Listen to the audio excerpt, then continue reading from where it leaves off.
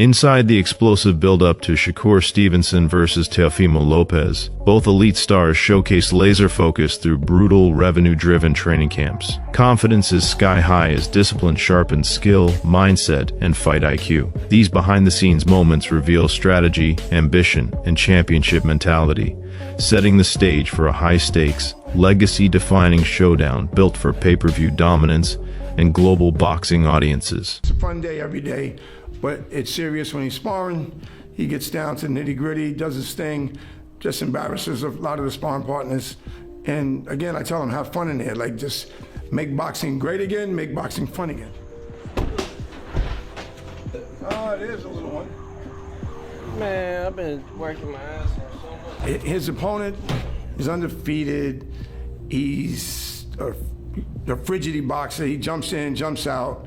But there's one thing we see that he don't do, and Teofimo Lopez grinds through elite training under legendary coach Freddie Roach, turning every session into premium fight preparation. Each punch snaps with speed, power, and laser focus, built for pay-per-view moments. Roach's relentless tempo demands discipline, precision, and championship mindset. This high-performance camp showcases Lopez's hunger for growth, brand-defining dominance, and commitment to sharpening world-class skills ahead of a massive, legacy-shaping showdown worldwide revenue spotlight.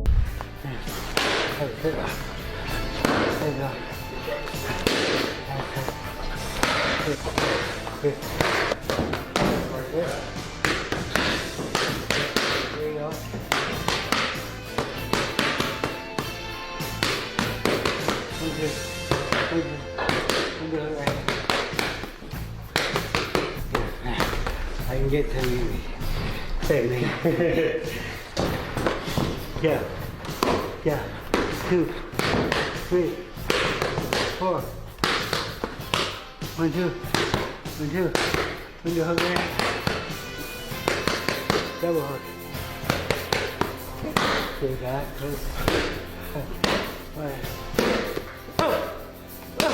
Share a lot of the same values, so right now we're doing some signatures, we're going to do some giveaways, really putting the fans first, so when he wins, the fans are going to win, even a free beer giveaway after he knocks out his opponent this fight. Just doing things like this is what really matters, you know, at the end of it. When I'm in there in the gym, I'm having a great time. That's what I love to do, but over here, you know, it's just all about giving back. Just stay tuned, man. You guys can win one of these. Inside Shakur Stevenson's camp, focus and discipline drive every move. Training stays calm yet elite, built on precision footwork, timing, and razor execution. There's quiet confidence, not hype. Each session looks intentional, signaling a championship mindset, premium preparation, elite performance standards, and a fighter fully invested in winning a high-stakes, legacy-defining challenge.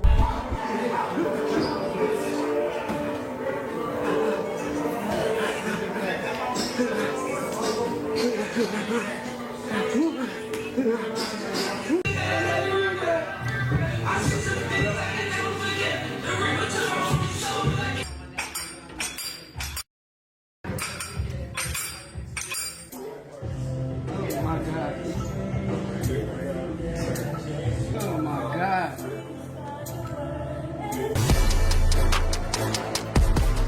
Shakur Stevenson openly addresses the high-risk challenge of fighting Teofimo Lopez, admitting fans expect a dangerous, pay-per-view level battle. Having known Lopez since their amateur days, Shakur respects his power, speed, and championship mindset. He says this matchup was a strategic career move, chosen to sharpen his elite skill set and elevate his global brand. Stevenson thrives under pressure, preferring growth over comfort. No matter the arena or spotlight, his goal is total dominance, no controversy, no debate. That mentality drives his preparation and fuels championship focus. A victory, Shakur believes, would be career-defining, boosting his pound-for-pound status, increasing market value, and placing him firmly among boxing's most profitable and elite superstars. I mean, they absolutely right to have their opinion. I already know this guy's good. I done came up in the amateurs with him. I chose this for that reason. Like, I chose this because I wanted to challenge myself. I wanted to put myself in a situation to where I'm able to raise my game up to another level. So that was my whole purpose. Do you feel like you got to be real dominant in this fight? Because I mean, Tio, he from New York, and you know you having a fight in New York and the judges, man. You never know, yo. He not from New York, but he not from New York. He not from New York.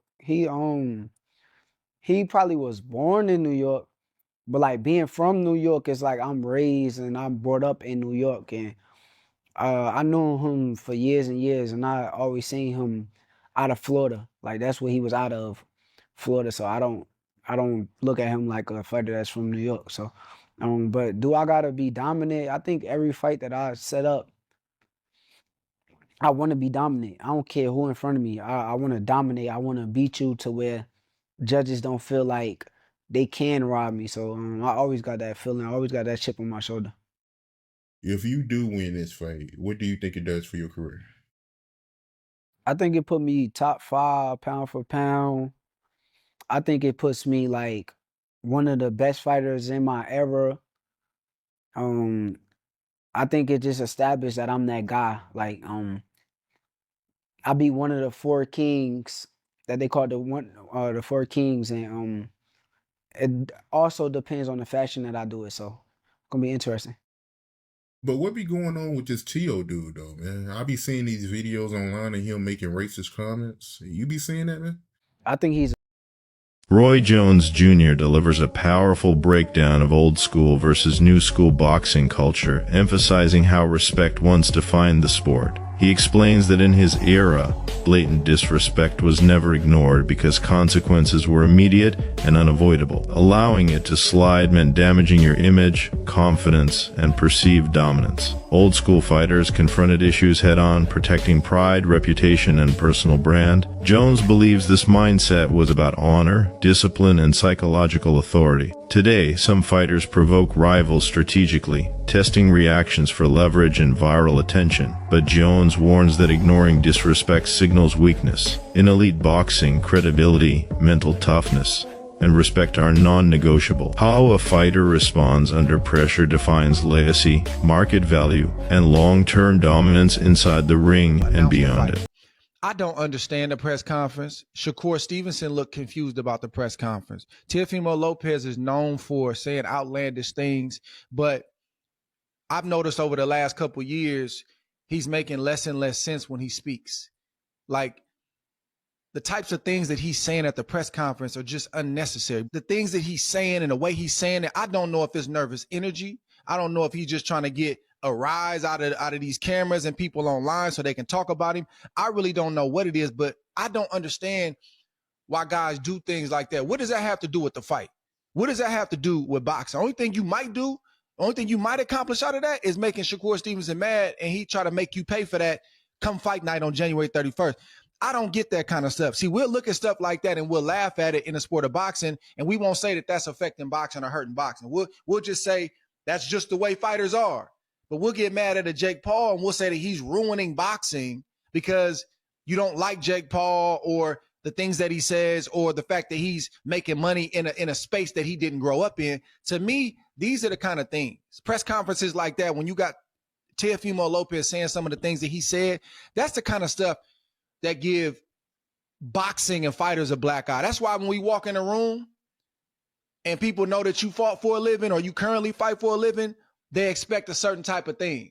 They look at you a certain type of way, and you almost gotta prove that you're not that to be able to get some respect when you're speaking to people, because they don't expect us to be people who are sensible, people that can articulate their words, people that can be sensible about how they go about their everyday life. So I personally, listen, everybody goes about this fight thing, this competition thing different. I'm not saying nobody has to be like me, got to be like you or anybody else.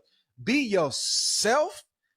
But that kind of stuff, to me, I don't really see a place for it in the sport of boxing. It don't make sense. It got everybody scratching their head. And your opponent who came there to talk to you about this fight, he wants to hear what you got to say about what you're going to do to him and vice versa. But you got an opponent in Shakur Stevenson who's confused now. He literally was looking around like the look that Shakur Stevenson had on his face was, I did not come here for this. And I think he even said, I really don't know what to say about it. That don't make for a good press conference to me. Yeah, I know. But see, this is what I try to tell you about. I know y'all don't hear me a lot of time when I say it. There's old school and there's new school. Old school has something like that been said, they would not have allowed us to be able to come face to face. Because you don't say it to me and think I ain't finna try to tear your head off as soon as I get close to you. Wait, You so you're understand where not I'm gonna coming wait from? till fight night? You're gonna Do you get understand? it Do you in understand where I'm coming from? that day. Because some things are too, because sometimes you go a little bit beyond respect. That's disrespectful. If you disrespect me on Right. any level, we fighting then. Now I'm gonna try to hold it together but if you disrespect me, which is what he just did, I'm not Straight gonna up. ask him about what he talking about. When I get close enough, I'm finna show him what I ain't talking about. You understand where I'm coming from? So there's a difference. That's why I say you gotta know the difference from the old school and the new school. Had he said that in my day, It's all they could not. I would told him, listen, whatever y'all do. Vozy Ennis issues a serious warning to Teofimo Lopez, making it clear that Shakur Stevenson is being dangerously underestimated. He explains that Shakur's elite speed functions as real power, with punches opponents rarely see coming, making even light shots damaging. Ennis dismisses claims of an easy fight, stressing this is a high-risk, high-reward matchup for both men. While Teofimo brings explosive athleticism, knockout potential, and championship pedigree, Shakur has consistently outsmarted bigger, stronger fighters. Through elite footwork, elite timing, and ring control, Stevenson neutralizes threats and dictates pace. Ennis believes Shakur's high boxing IQ, adaptability, and distance management give him the edge in a decision win. However, one clean unseen shot could shift momentum, keeping this premium pay-per-view clash unpredictable, competitive, and massive for global boxing audiences. Apart. And I gotta tell everybody this, that Wichicombe is real athletic too. Teofimo. So I mean, I don't think it's gonna be an easy fight. You know what I mean? People think, a lot of people say it's gonna be easy and all that. Nah. Teofimo can punch and he can box. And like I said, he's real athletic. So, you know what I mean? That'll make it a little difficult right there, you know what I mean? I see a lot of people going back and forth with it. Some people think Teo got the advantage because of the weight and that he's athletic and explosive. Some people say Shakur is the better boxer. Yes. Right? How you see that fight ending? Well, they saying, they got the weight and all that. I see Shakur box big guys, light heavyweights and all that stuff. Just like Boots, he box heavyweights and put heavyweights down. You know what I mean? I think that's the right move for him. You know what I mean? Get up, and I think he can really do good at that weight. This isn't a stoppage. I'm looking at a decision, not a stoppage. But then it all according how Teo come in. If Teo come at him, he's gonna run into some shots. It might be over. You know what I mean? Now, you always tell me it's the shot that you don't see coming. That's it. That power is speed. Right. So, could it be a situation where people underestimate Shakur's punching power? Yeah. I think Shakur can punch. You know what I mean? I think he can punch. It's just like I said, speed is power. Not them guys, muscle bound guys come in and they tell me, oh, he can punch and all that. Like I just got finished saying, like you just got finished saying, matter of fact, the punch that you don't see knocks him out. And they always say, man, I didn't see that punch coming. That's the one you grab. On Ariel Helwani's high-visibility show, Shakur Stevenson shared his honest take on Teofimo Lopez, stressing there's never been real tension. He's always respected Lopez's elite speed, explosive power, athleticism, and championship skill set. Shakur emphasized those traits haven't faded, keeping Teofimo a dangerous, marketable, pay-per-view level opponent in today's boxing economy with massive global interest and premium advertising I revenue. Make it happen, so let me hit the guy up. Honestly, I had been set it up with the higher power people. I kind of asked them, can we make the fight happen? But once it got closer to getting it done, I kind of reached out to Teo, and he was cool. And obviously this is happening at 140. Why were you interested in that? Why the decision to move up from 135? I'm not moving up to 140 pound division just yet. I'm actually a 35 pounder, but I moved up for this fight because I know that why would I bring him down? I would have to come up to his weight if I want to fight him. So it only made sense. Was MSG always the spot that was discussed, or perhaps Prudential Center, Newark, or any other locations? They asked me Las Vegas or New York, and I told them I like New York. So, Do you like the idea of fighting at MSG as opposed to Prudential Center, which you have done very well at?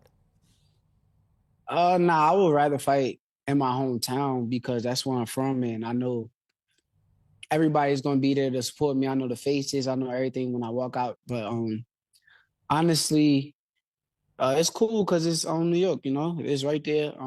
T.O. claims he's from New York, but it's interesting. What do you mean by that? Oh, did we lose him? Oh, are you there? He claimed it because he's not really from New York. Can you hear me? Yeah, you froze on us for a second, but now you're back. He's not really from New York. He's from Florida.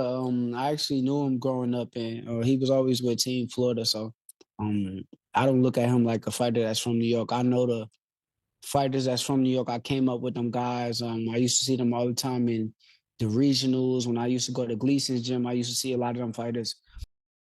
Greg Hackett delivers a smart, analytics-driven prediction for the high-revenue clash between Shakur Stevenson and Teofimo Lopez. He favors Shakur by decision, citing elite ring IQ, composure, and pace control traits that win championships and dominate pay-per-view audiences. Hackett explains that Shakur's precision defense and distance management neutralize power punchers, making him a nightmare over 12 rounds, while acknowledging Teofimo's explosiveness, athletic upside, and knockout threat. He stresses that raw power doesn't always beat elite strategy. According to Hackett, Shakur's timing, movement, and tactical discipline give him control of the fight's tempo. Expect momentum swings, viral moments, and strong betting action, but Hackett believes consistency, mental toughness, and technical mastery will secure Shakur a decision in a globally marketable, fan-driven showdown. Shakur, yeah, my first mind told me Shakur, and I thought about it. Yeah, I'm picking Shakur by decision, but because this is fighting, anything can happen. You can't count T.O. out. So there is thoughts sometimes that cross my brain, like, damn, what if T.O. catch him like real good though? You know what I mean? And hurt him. Or what if he just out hustling? You know what I'm saying? I mean, it's a lot of shit that crossed my mind, but I still like Shakur for the dub. I like Shakur for the dub because he knows how to win. Like, he knows how to win. You know what I'm saying? And he's always prepared to win. So, and I think Shakur respects T.O. to the point where he gonna train like he's never trained before, because this is a great fight for him. This is probably the best fight of his career up to date. Even though he's been in some great fights, this is probably the best opponent. You know what I mean? And T.O., same for T.O. So when it's like that, when you put Magic and Bird together. That's it for today's video. Stay tuned for exclusive content. Subscribe to MMA Knockout.